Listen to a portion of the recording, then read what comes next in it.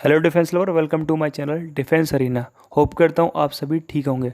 दोस्तों, आपने एक कहावत सुनी होगी कि जब कोई अपना दोस्त किसी दुश्मन के पास जाता है तब दूरियां बढ़ने लगती हैं, और यही सेम टू सेम इंडिया और रसिया के बीच में हो रहा है।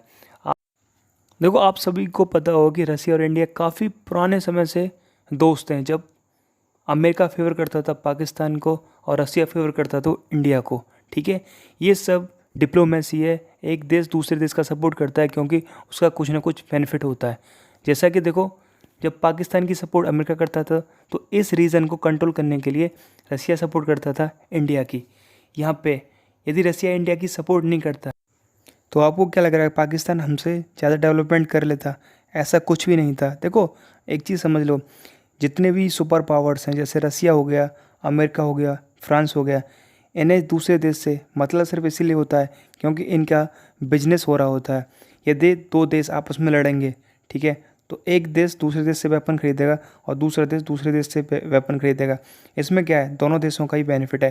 देखो, पास्ट में आप जाके देखो तो पाकिस्तान और इंडिया के बीच में लड़ाई थी, ठीक है, लेकिन पाकिस्तान को फेवर कौन कर रहा था? अमेरिका फेवर कर रहा था। और इंडिया को फेवर कौन कर रहा था? रसिया फेवर कर रहा था। तो पाकिस्तान किससे वेपन खरीद रहा था? अमेरिका से। और इंडिया किससे वेपन खरीद रहा था? रसिया से। ऐसे में इन दोनों ही कंट्रियों को क्या हो रहा था? बेनिफिट हो रहा था।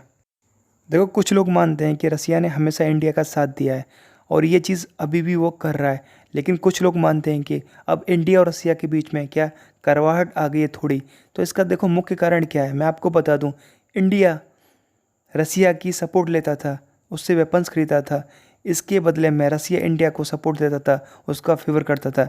लेकिन पिछले कुछ समय से इंडिया ने अपने वेपन्स रसिया से खरीदने कम कर दिए हैं काफ़ी हद तक। और देखो, इसी चीज़ का असर अब इंडिया और रसिया के रिलेशन पे हो रहा है, क्योंकि जो रसिया को इंडिया से प्रॉफिट हो रहा था वो प्रॉफिट कहीं ना कहीं कम हो गया। चाहे वो हेलीकॉप्टर डील्स हो, चाहे वो फाइटर प्लेन डील्स हो, चाहे वो अदर्स वेपन्स की बात हो। और देखो, आपको बता दूं कि इंडिया का झुकाव जैसे जैसे अमेरिका की तरफ जाएगा और अमेरिका इंडिया के फेवर में आएगा, उसी तरीके से रसिया भी पाकिस्तान के फेवर में जाएगा। और ये यूनिवर्सल ट्रुथ है। देखो, आप सबको बता दूं कि अभी भी बहुत से लोग ये सोचते हैं कि इंडिया काफ़ी अच्छा दोस्त है रशिया का। तो ये बात बिल्कुल सही है कि इंडिया काफ़ी अच्छा दोस्त है रसिया का, लेकिन अब कहीं ना कहीं रसिया ये मानने के लिए तैयार नहीं है कि इंडिया हमारा अच्छा दोस्त। देखो, आप सबको बता दूं, जैसे जैसे इंडिया अपने वेपन्स के मार्केट को बढ़ाएगा और वेपन्स बनाने में सेल्फ डिपेंडेंट होता जाएगा, वैसे वैसे जो देश इंडिया का फेवर करते थे सिर्फ डिफेंस के व्यापार की वजह से, वो देश इंडिया से दूर जाने लगे क्योंकि उनकी जो इनकम है वो कम होने लगेगी।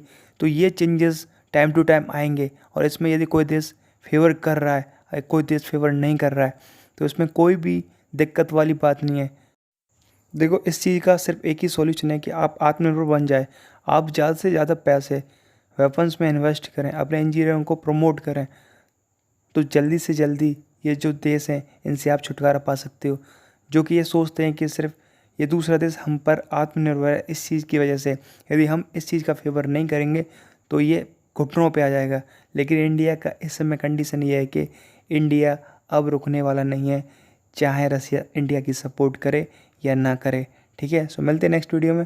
और आपका क्या मानना है कि इंडिया और रसिया के रिलेशन का मुख्य कारण क्या है आपस में दूरी का, तो प्लीज़ कमेंट करके ज़रूर बताना। मिलते हैं नेक्स्ट वीडियो में। जय हिंद, जय भारत।